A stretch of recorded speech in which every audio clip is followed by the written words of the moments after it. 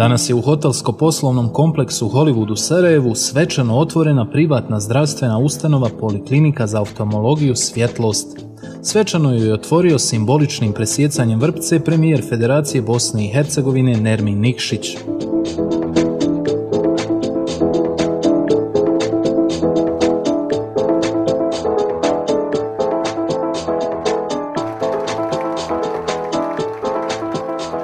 Danas sam prisustvovao jednom činu koji me činio prilično ponosnim, a to je da u Sarajevu, ovdje u Bosni i Hercegovini otvaramo Polikliniku Svjetlost koja je po svim standardima u svjetskom vrhu i tehnologije i stručnosti i znanja i ja sam zaista ponosan da kao Bosanac i Hercegovac mogu govoriti o tome da to imamo od danas praktično u Sarajevu, Bosni i Hercegovini.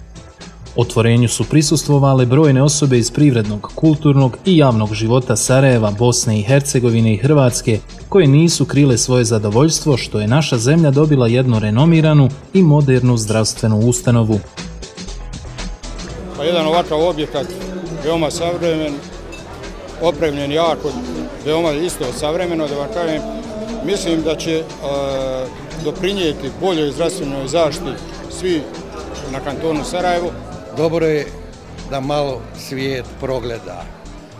Trebaju progledati svi narodi, svi građani i sebi sami praviti bolju budućnost.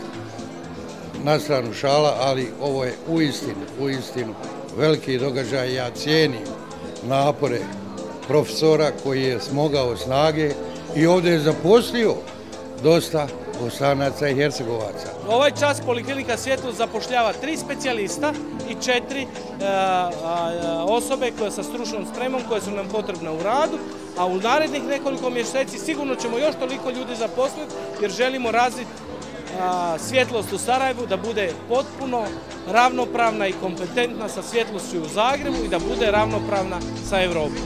Sarajevo to i Bosna i Hercegovina zaslužuju.